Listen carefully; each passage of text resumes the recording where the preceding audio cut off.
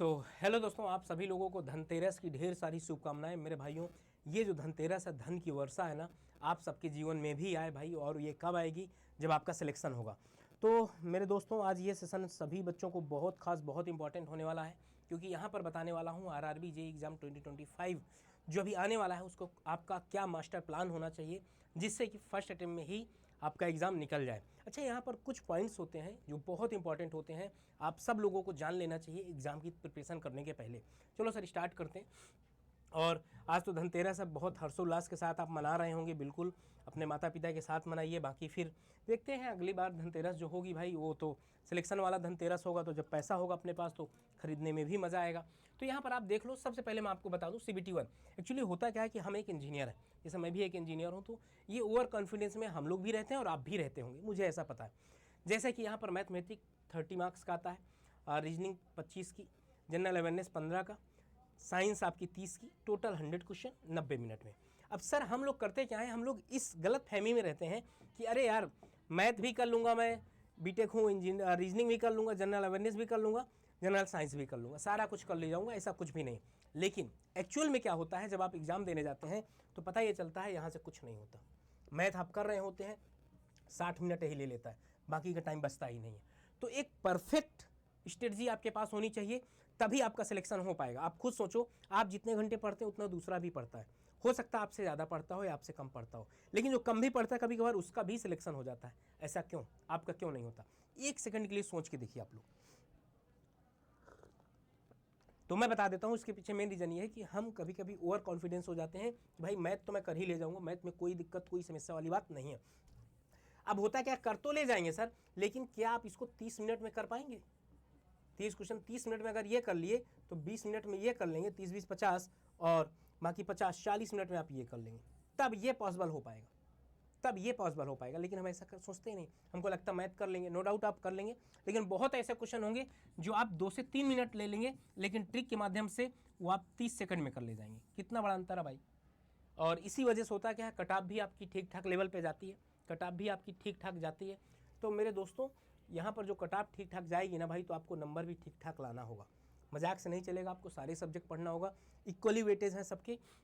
और जैसे मैथ है भाई, ज़्यादा टाइम लेगी, तो इसकी प्रैक्टिस आपको खूब करना है। जैसे आपका CBT 1 हो जाएगा, CBT 1 के साथ साथ अब कुछ बच्चों का ये होगा कि सर CBT 1 तो हमारा हो ही रहा है, आप पढ़ रहे हैं। रीजनिंग चलो GS डेली 1 घंटे पढ़ ले रहे हैं, रीजनिंग आधे घंटे पढ़ ले रहे हैं, साइंस 1 घंटे पढ़ ले रहे हैं, मैथ 1 घंटे पढ़ ले रहे हैं। बचे हुए समय में अब दूसरी गलती बच्चे ये करते हैं ना कि वो सोचते हैं पहले प्री निकाल लें, फिर मेंस के लिए टेक्निकल पढ़ेंगे। भाई टेक्निकल अपने आप में बहुत वास्ट सब्जेक्ट है, इसको कैसे मैनेज करें? तो अगर मैं यहाँ पर एक टारगेट पॉइंट बताऊं कि 4 घंटे सर क्या मैं पढ़ रहा हूँ, नॉन टेक्निकल NT। अब यहाँ पर 4 घंटे में मैंने 1 घंटे में रीजनिंग मैथ डाल दिया 1 घंटे में, और 30 मिनट में आपने रीजनिंग डाल दिया, 30 मिनट आपने करंट अफेयर डाल दिए, और बचा हुआ 1 घंटे आपने किसमें दे दिया? साइंस में दे दिया। किसमें दे दिया? साइंस में दे दिया। 1 2 3 घंटे। और 1 घंटे क्या किए, मैं कुछ स्टैटिक कभी आज ऐसा पढ़ लिया, कुछ पेपर्स वगैरह प्रेफर कर लिया, और बचे हुए 2 से 4 घंटे में हम करेंगे क्या? टेक्निकल पढ़ेंगे। क्या पढ़ेंगे? टेक्निकल। अब टेक्निकल में भी आप ऐसे भी बात सकते हैं कि आपको 4 से 5 महीना मिलेगा। जो सब्जेक्ट ऐसे हैं कि आप 2 सब्जेक्ट उठाकर चले, पहला सब्जेक्ट 2 सब्जेक्ट, दूसरा सब्जेक्ट, एक में न्यूमेरिकल, एक में थ्योरेटिकल। आप इस तरीके से करेंगे। अगर वन मंथ में 2 सब्जेक्ट आपके कंप्लीट होंगे, तो आपको पता है कि 6 मंथ में या 5 मंथ में अगर मान के चला जाए, 5 मंथ में आपके पूरे सब्जेक्ट कवर हो जाएंगे, साथ साथ में आपका नॉन टेक्निकल भी कवर हो जाएगा। मिनिमम इतना तो करना पड़ेगा। अब ये बात अपनी जगह, जिसका रीजनिंग स्ट्रांग है वो ना पढ़े, 1 घंटे या टेक्निकल पढ़ ले, वो आप पर डिपेंड करता है भाई। किसी का साइंस स्ट्रांग है तो ये घंटे में टेक्निकल पढ़ ले, ठीक ना? तो इस तरीके से आपको काम करना होगा सर, इस तरीके से जब आपका काम करेंगे। अब यहाँ पर तो भाई कोर कॉन्सेप्ट की ही ज़रूरत है। और अभी मत भागिएगा कि टेक्निकल का 1-2 पेपर लगा लिए 2014-15 के, और आपको ऐसा लगा भाई आसान था, मेरा हो गया, अब मुझे सब्जेक्ट पढ़ने की ज़रूरत ही नहीं है। तो ये गलती मत करिएगा आप लोग, समझ गए ना? ये गलती मत करिएगा। कोर कॉन्सेप्ट पढ़ना है पूरा का पूरा। जैसे मैं बता दूं, मैं आपको BMC पढ़ाता हूँ ना, BMC आपको 50 से 60 घंटे, 40 घंटे में आपका BMC कंक्रीट टेक्नोलॉजी में मिलाया जाए तो 50 से 65 घंटे में आपको कम से कम BMC में ख़त्म करता हूँ। आप जब 65 घंटे देंगे तब आपको गेन होगा कि हाँ सर हमने कुछ पढ़ा है। ऐसा नहीं कि टेस्ट सीरीज़ दे के अगर आप एग्ज़ाम क्वालिफाई करने लगे तो हो गया।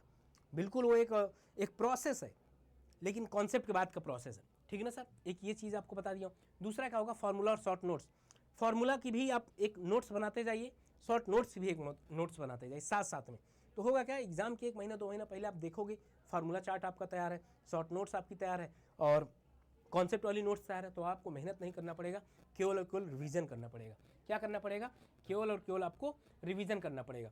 और फिर इसके साथ जैसे आपका एक सब्जेक्ट फिनिश होता है, उसका तुरंत के तुरंत आप PYQ लगा लीजिए।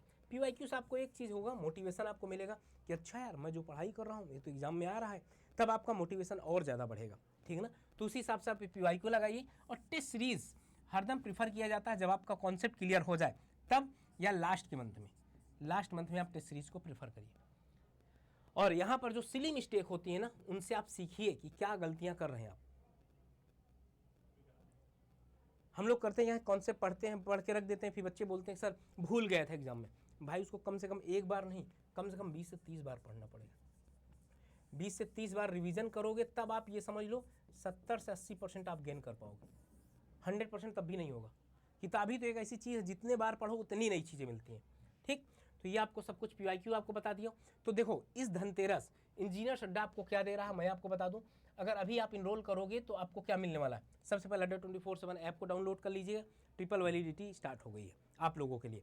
और देखो पढ़ना तो है सर, आप अपने से पढ़ोगे आपको ज़्यादा टाइम लगेगा, फिर बहुत ज़्यादा फीस नहीं है, ये भी बता दूँ, बहुत ज़्यादा इसकी फीस नहीं है। और ये अभी अपडेट हो जाएगा, ये अभी अपडेट हो जाएगा, ठीक ना, ये अभी आपका अपडेट हो जाएगा।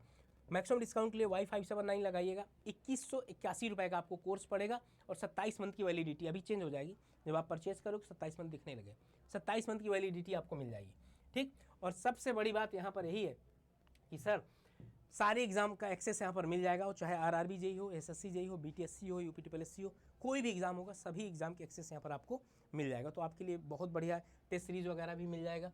और एक चीज़ यहाँ पर अगर मैं आपको बताऊँ कि डेली शाम की मेरी 6 बजे यूट्यूब के अंदर क्लास होती है, तो उसका फ्री PDF या नोट्स अगर आपको चाहिए तो ये मेरा इंजीनियर्स अड्डा टेलीग्राम ग्रुप आप यहाँ ज्वाइन कर सकते हैं। बाकी और भी अगर आपकी कोई क्वेरी है तो कमेंट सेक्शन में ज़रूर बताइएगा। और ये धनतेरस ठीक है जैसे भी मनाई जा रही है अच्छी बात है, लेकिन अगला धनतेरस ये ना हो कि अरे सर पैसा नहीं था इस वजह से नहीं बना पाए। अगली धनतेरस तक मुझे ऐसा लगता है कि आपकी जॉब लग जाएगी। अगर चूंकि 1 साल बचा है, 6 महीना आपने बढ़िया से पढ़ लिए, तो अगले 6 महीने में आपके एग्जाम क्लियर हो जाएंगे। तो इसी के साथ बाइंड अप करता हूँ। और मैं बता दूँ सेशन कैसा लगा कमेंट सेक्शन में बताइएगा। और चैनल के अंदर नए हैं तो चैनल को सब्सक्राइब करना मत भूलिएगा, और वीडियो को लाइक कर दीजिएगा, प्यारा सा कमेंट लिखकर भेजिएगा हैप्पी दिवाली का। Okay sir, bye bye, thank you and Jai Hind साथियों।